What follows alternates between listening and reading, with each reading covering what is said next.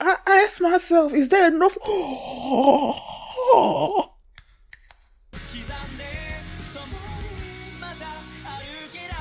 Hi everyone, I'm going to react to Bleach, 1000 Year Blood War, episode 6, The Fire. And last episode was Gendusai just being super angry and killing the Stone Reader that killed his lieutenant, burned him, and then he just like flew and then dropped where the king was, and then the king has his hands on Kenpachi, was about to kill Kenpachi, and then he like landed at the right moment and saved Kenpachi, because I was super worried that he was gonna die and everything. And then you have Byakuya and Renji and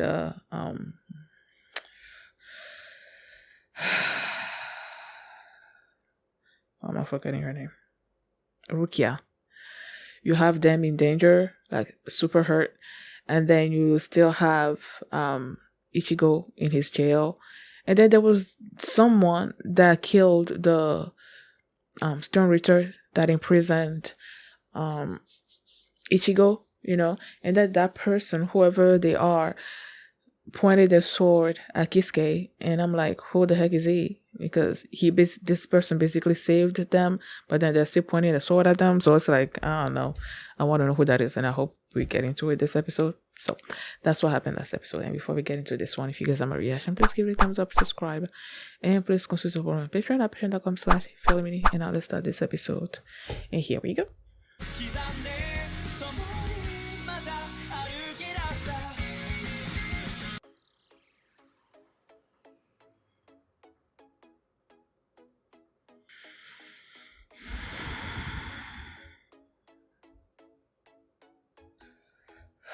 Okay, so after the episode ended, I just was having a hard time speaking about it, because I was just like stunned into silence the way the episode ended. So I'm like, you know what, let me try to do other things and then come back and finish this. So that's what I did. I was here. I had to pray my rosary, so I'm like, okay, let me just take the time to pray my rosary. And then I went downstairs and just like, I got a package that came from Amazon. I opened the package up and just pulled out everything that I ordered. I made some tea, just trying to get myself out of the funk that I was after the episode ended.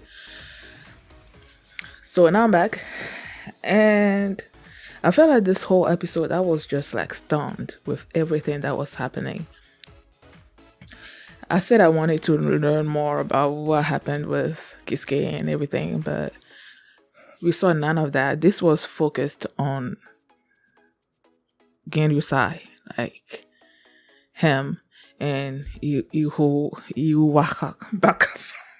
whatever. I had it in my mind after the episode ended with the way Genryusai says it, but then after I went out there and did whatever I needed to do, now I forgot how to say it. But this was focused on Genryusai, and I felt like each time he revealed a part of his bankai, I was like, I was stunned with everything that he could do with his bankai. He said, the west, the east. First he went with the east, and then, well, I didn't know he was, okay, he was all fiery, and then all of a sudden, like, everything just went sort of like white, and someone was saying that their throats were dry, and I'm like, wait, is he sucking the moisture out of the air? And then they went to him, and then I'm like, wait, did he use his bankai? We've never seen his bankai before, So I'm like, did he use his bankai? And that's exactly what he did. Has he used his bankai before? If he used his bankai before, it's never been to this level, because I don't remember any of this before. So I feel like he's never used it, even with Aizen and everything. So I was like shocked with everything. The fact that the East was like, oh, his power flames and everything, fire centered on the tip of his sword or something or other like that. And then when it touches, like the way when that ground split the first time, I'm like, what? And then he was like, the West, he was all like engulfed in flames. He said the heat was like 15 million Celsius or something or other like that. And the way he was walking, it's like lava under his feet and all of that. And then you went to the north. No, I think it was the south first. I don't know. Where the souls of the dead came out, and then the north. And then he did all of these things, was attacking who you assume was Ihoahabaha. And it's like, it was amazing. It was like shocking. Like, I mean, I was shocked with everything that he was doing. But then in the back of my mind, I was still like, this is the main villain of this season. Okay? He's the main villain. There is no way that this guy is gonna die in this episode or even the next one. Like, Ichigo has to play a part in this. He probably is gonna be the one to defeat him. So when Genryusai was facing him, and I was like, he did his thing, and then the Bankai went away and he turned his back on Ihoahabaha, and then he was walking away. I'm laughing at the way I'm saying his name because I know it's not right. But like, he was walking away, and I'm like, don't turn your back on him, because I didn't believe he was dead. And I believe before they even revealed that he was not the real one, I believe I said something about maybe it's a clone, because when he was on the ground and he's like, I never thought I would be defeated, or I don't know, like he was speaking as if Genryusai defeated him, and all of that. So I'm like, if he is actually thinking that Genryusai is stronger than him and that he defeated him, then this must be some kind of clone or something or other like that.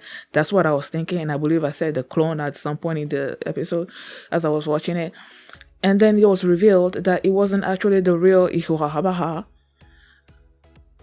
and that it was one of his Stone Ritter that sort of like took his appearance and kept the real, king, like his presence hidden or something or other like that. And then he showed up, and I was like, oh shit. Like, when he showed up and you see all the power that Genryusai has displayed, and then even previously during the episode, he was telling this fake the letter Y. He was telling the letter Y that they couldn't steal his Bankai because they didn't fully understand it or something. Like, they needed to understand the way the Bankai worked before they could steal it or something or other like that. So after he displayed all of his power, everything about his power, like he explained everything about it, and then the actual king showed up. So then I was like, this is not good. Like, I saw it happening before it happened. I knew he was gonna steal his Bankai before it happened, and then it happened, and then he slashed him, and I'm like,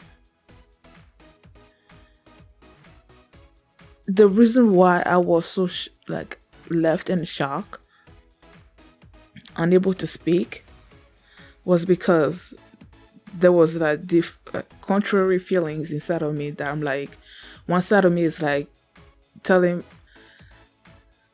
I'm telling myself that Genryusai is dead, and then the other part of me is like, no, he can't die. I mean, after this amazing person cannot just die, So there's like these conflicted feelings inside of myself, and I was like, even right now, I feel like most of me is telling me that he's dead, that he's gonna die,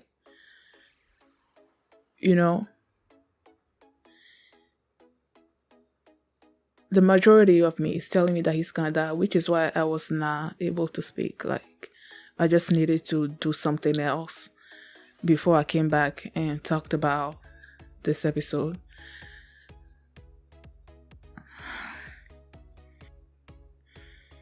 I'm saying it out loud, I'm feeling all sad again.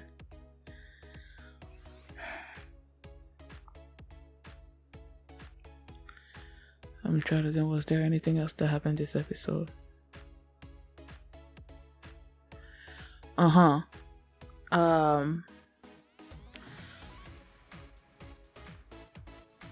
The king, when he came back, he asked Genrusa what was under the Squad 1 barracks. And then he's like, the prison, basically. And then he said that he went down there and then he spoke to Aizen. I'm like, oh, freak. When he said he spoke to Aizen, and then they were showing him and Aizen speaking, talking, and everything. And then he was trying to convince Aizen to join up with him. And Aizen was like, no. Like, he can't see a Soul Reaper and a Quincy walking on the same side or something like that. I don't know. But he said he wasn't gonna join up with Ihuaha. And I'm like, at least, okay. But then a part of me, before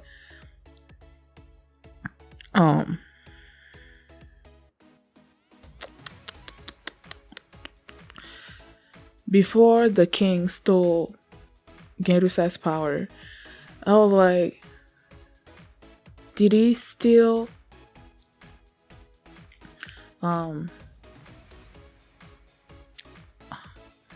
Aizen's power as well? Like, I don't know, did he get something out of Aizen before he showed up there? You know, Aizen with his just like reality manipulation and stuff. So it's like, I got scared for a little bit, and then they talked about the Hogyoku, him still being fused with the Hogyoku. I think that's what it's called, and all of that. And then I'm thinking to myself, is there a way that he's gonna, get the Hogyoku out of him and then make it his own or something? Like, I was scared, like that interaction. I was like, did it actually end there with them just like saying goodbye to each other and then the king leaving, or did he get something out of it? So there was that going through my mind, and then he seals Genrusa's. Oh, freak.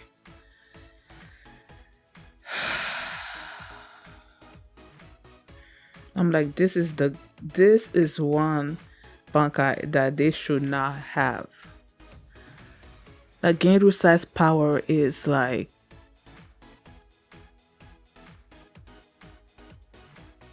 it's way too epic for these guys to have and to turn it against the Soul Reapers and the Soul Reaper Society. Like, and that's what happened. So I'm like, I knew that he was not going to be able to defeat him. I feel maybe if he was the real Ihuahabahaha, he could have been able to defeat him, Because I'm like, if you couldn't defeat the dude 1,000 years ago, what would he change? What would you be able to defeat him now? That's where my mentality was. So I'm like, he's not going to be able to defeat him now. But then, after seeing Genrusa use his Bankai, and seeing how amazing the Bankai was, and all the different abilities that he had and everything, now I'm thinking that had he faced the real king, that he might actually have defeated him, but he didn't. He used his powers on the fake one. They learned how his power worked, and now the real king stole his powers because he said that he was the only one that could actually handle his Bankai and everything. So that's why in any other Stern Ritter didn't like even try to steal it. It was gonna be up to him. So now he has it, and then frickety frack.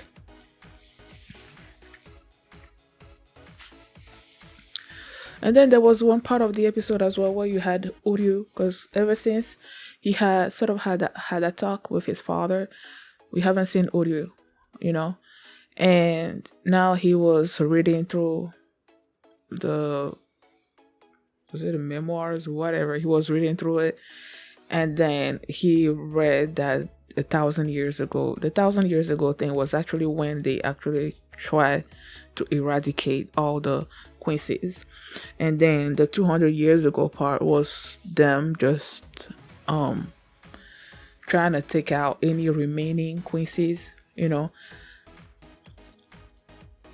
and he was like, so there is no way that Soul Reapers and Quincy's will ever come to some kind of